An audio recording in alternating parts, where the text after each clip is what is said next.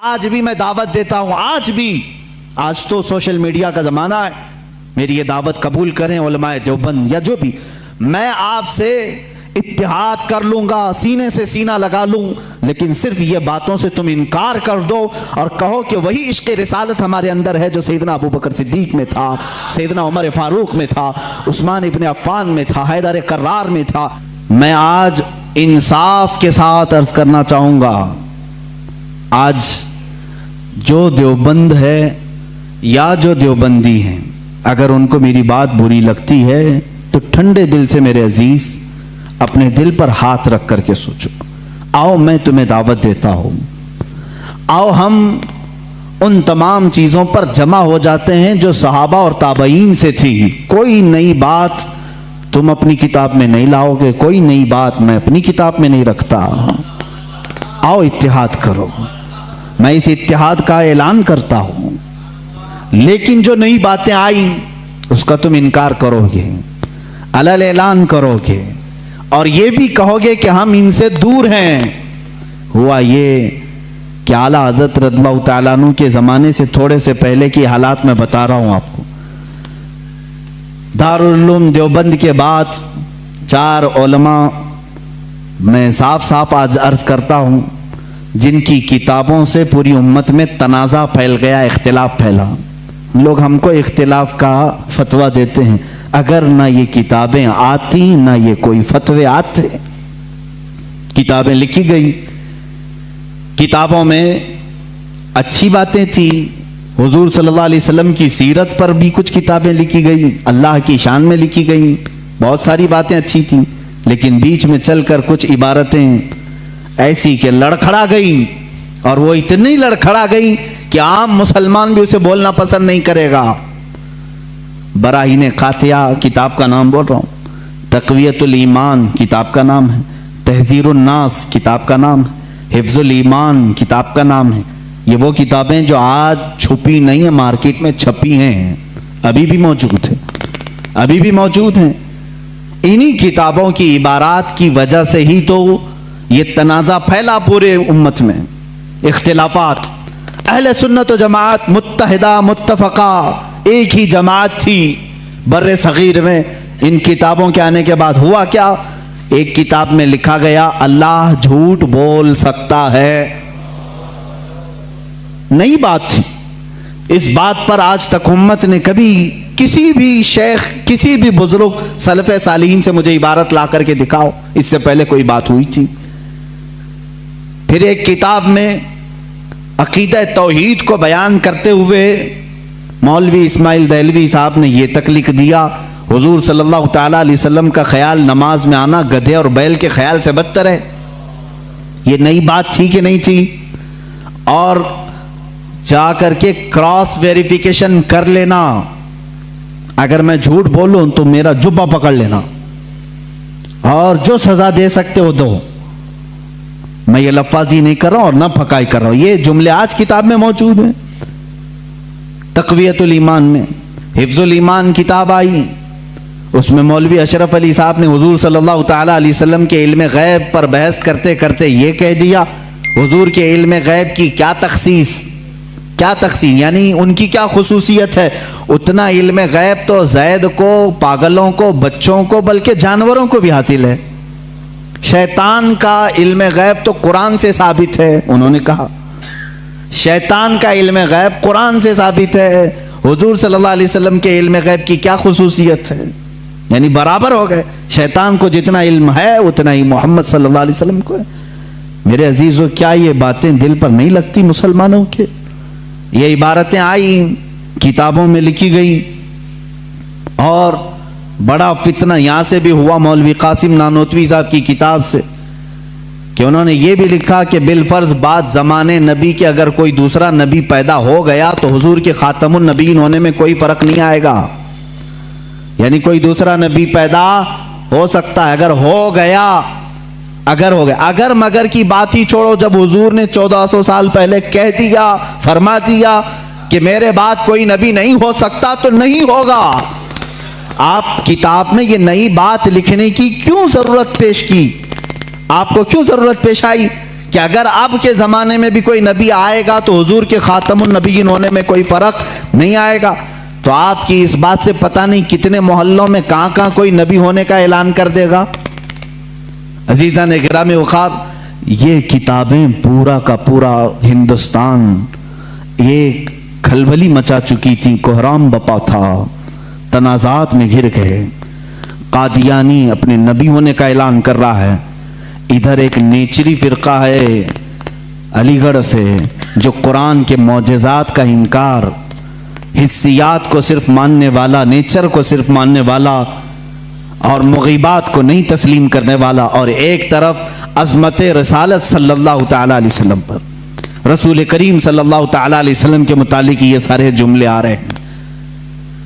चलो 100 साल का अरसा गुजर गया, आज भी मैं दावत देता हूं, आज भी, आज तो सोशल मीडिया का ज़माना है, मेरी ये दावत कबूल करें उलमाए देवबंद या जो भी, मैं आपसे इत्तिहाद कर लूंगा, सीने से सीना लगा लूं, लेकिन सिर्फ ये बातों से तुम इनकार कर दो और कहो कि वही इश्क़ रिसालत हमारे अंदर है जो सैयदना अबू बकर सिद्दीक में था, सैयदना उमर फारूक में था, उस्मान इब्न अफ़्फ़ान में था, हैदर कर्रार में था, रिज़वानुल्लाहि ताला अलैहिम अजमाइन। जो मशाइख़ अहले सुन्नत ने हमें मोहब्बत रसूल और ताज़ीम रसूल सिखाया है, उसी पर हमारा इत्तेफाक है। आओ, मैं सीने से सीना लगाने को तैयार हूँ। हम कौन सा इख्तिलाफ चाहते हैं आपसे?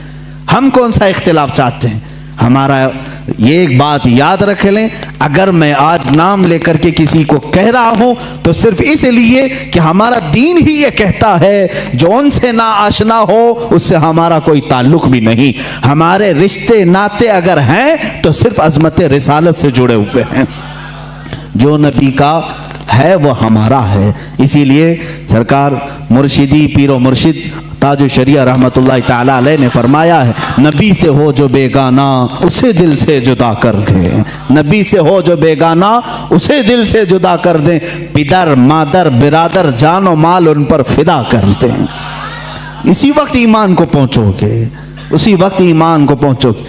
अब ये हालात मैं बता रहा हूं आपको, इंडिया के, हिंदुस्तान के, अखंड भारत के हालात, मुसलमानों में तफर्रका पैदा किया अंग्रेज, और इन्होंने अपने माल, अपनी हुकूमत, अपनी सल्तनत को फैलाने के लिए, बहादुर शाह जफर का कत्ल हो चुका था, उसके बाद उलमाए हक ने महसूस कर लिया कि अंग्रेज दरमियाने उम्मत तफर्रका डालकर अपनी कुर्सी संभालने की कोशिश कर रहा है। तो वो मर्द मुजाहिद अल्लामा फजल हक खैराबादी रहमतुल्लाह ताला अलैह ने दिल्ली की जामा मस्जिद से फतवा सादिर फरमाया कि अंग्रेज हिंदुस्तान का दुश्मन है, इनसे क़िताल करना फ़र्ज़ है मुसलमानों को। इसी फतवे की बुनियाद पर ज़िंदगी भर की उम्र कैद की सज़ा में उनको अंडमान निकोबार भेजा गया। वहीं पर उनकी वफ़ात हुई। आज मज़ार भी उनका जज़ीरा अंडमान में है। मौलाना किफ़ायत अली काफ़ी रहमतुल्लाह ताला अलैह, जो 1857 की ये जो गदर है, इसके बाद के उलमा अहले सुन्नत की बात मैं कर रहा हूँ, इन्होंने महसूस कर लिया उसी ज़माने में कि अंग्रेज़ ने फ़िरका पैदा कर दिया है। कुछ उलमा उसकी बोली बोल रहे हैं। जाहिर सी बात है, यहाँ कुछ उलमा जो मदरसा बना रहे थे उनको माहाना मुशाहरा मिल रहा है अंग्रेज़ हुकूमत से। अलीगढ़ को पाउंड आ रहे हैं इंग्लैंड से, और दीगर उलमा को पाउंड आ रहे हैं, और यहाँ जो उलमा उनकी इन खुराफात को बयान कर रहे हैं उनको फांसी पर चढ़ाया जा रहा है। मौलाना किफ़ायत अली काफ़ी रहमतुल्लाह ताला अलैह, जिनके आला हज़रत भी बड़ी इज्जत फरमाया करते थे, वही किफ़ायत अली काफ़ी जिन्होंने अपनी एक नात में कहा था, कोई गुल बाकी रहेगा न चमन रह जाएगा, पर रसूलुल्लाह का दीन हसन रह जाएगा। अतलसो कम ख्वाब के पोशाक पे नाजा न हो, इस तने बेजां पे खाकी कफन रह जाएगा। ये जो नात उन्होंने लिखी थी उस वक्त जब आपको फांसी के फंदे पर चढ़ाया जा रहा था। ये मौलाना किफ़ायत अली काफ़ी, फिर मौलाना इनायत अहमद काकोरवी रहमतुल्लाह ताला अलैह, जिनको जेल की सलाखों के पीछे अंग्रेज़ों ने बंद किया। उस एक आलिम रब्बानी ने पत्थर की ठीकरी से दीवारों पर पूरी इल्मुस्सिगा किताब लिख दी थी, जो आज भी आलिम कोर्स की किताब में पढ़ाई जाती हैं। अजीज़ान गिरामी वक़ार, अगर अंग्रेज़ को उलमा से मोहब्बत थी और वो मदरसे की संगे बुनियाद में आ रहे थे, तो इन उलमा के साथ वो काला पानी की सजाएं और मौत और फांसी की सजाएं क्यों दे रहे थे? आप समझा करें, कुछ उलमा को वो शहीद कर रहे थे और कुछ उलमा को वो पैसों से पाल रहे थे। ये हालात बड़े दिगरगूं थे, उम्मत में तफर्रका इख्तिलाफात आ चुके थे। अब ये वो ज़माना था, नेचरियत अपने पांव फैला रही है, कादियानियत अपने पांव फैला रही है, दहरियत अपने पांव फैला रही है, और एक तरफ गैर मुक़ल्लिदियत भी अपने पांव फैला रही है।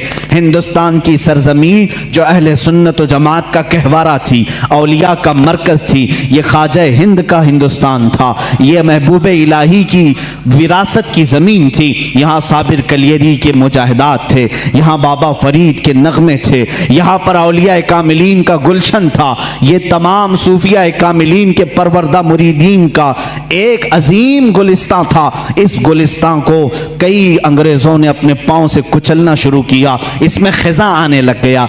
इस हसीन गुलदस्ते में, हिंदुस्तान के गुलदस्ते में फूल मुरझाने लगे। नेचरियत का गलबा आया है, वहाबियत का गलबा आया है, कादियानियत का फितना सर उभार रहा है, इल्हाद और बेदीनी का फितना सर उभार रहा है। अब हिंदुस्तान की सरजमीन पर एक ऐसे मर्द कलंदर की ज़रूरत थी जो मूसा का जलाल लेकर फिरौन के मुकाबिल में आए, जो इब्राहीम की सबात कदमी लेकर के नमरूद के सामने आए। अब एक ऐसे मर्द कलंदर की ज़रूरत थी जो सिद्दीक की सदाकत अपने सीने में रखता हो, फारूक आज़म की अदालत अपने सीने में रखता हो, उस्मान इब्न अफ़्फ़ान के हिल्म व बुर्दबारी अपने सीने में रखता हो। हिंदुस्तान को अब ऐसे मर्द कलंदर की ज़रूरत थी जो हैदर कर्रार की शुजाअत भी रखता हो, गौसे आज़म का नायब हो, ख्वाजा हिंद का वारिस हो। अल्लाह रब्बुल इज़्ज़त ने हिंदुस्तान के सुन्नी मुसलमानों पर वो एहसान अजीम फरमाया जब सूफिया के मरकज़ और औलिया कामिलीन की खानकाहें आवाज़ देने लगी, इलाहा अब हिंद का क्या होगा? यहाँ तो अब चादरें नहीं, अब गागरें नहीं, यहाँ औलिया की बारगाह में आने से रोका जा रहा है, वसीले को शिर्क, इस्तिमदाद को कुफ्र कहा जा रहा है, अज़मत रिसालत पर हमले हो रहे हैं, नमाज में रसूल के ख्याल आने को बुरा भला कहा जा रहा है, पीठ पीछे की खबर ना होने की हजूर के बारे में कही जा रही है। इलाहा अब कौन इस दीन का वारिस होगा, जानशीन होगा, मुहाफिज होगा, निगहबान होगा?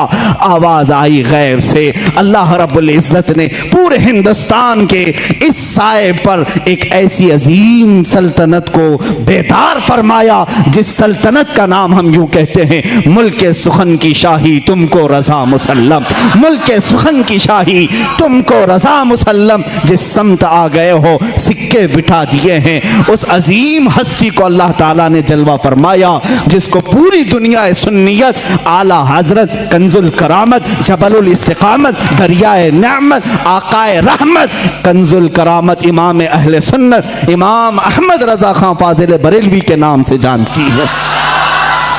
इसीलिए मैंने कहा अहमद रजा का ताज़ा गुलिस्तां है आज भी, खुर्शीद इल्म उनका दरख्शां है आज भी, सब उनसे जलने वालों के गुल हो गए चिराग, अहमद रजा की शम्मा फरोज़ा है आज भी। अज़ीज़ान गिरामी, उस इमाम अहले सुन्नत फाजिल बरेलवी की जिस घर में विलादत बासआदत हुई वो आम घराना नहीं था, इल्मी घराना था, बुजुर्गों का घराना था, तकवा और परहेजगारी के शिआर रखने वालों का घराना था।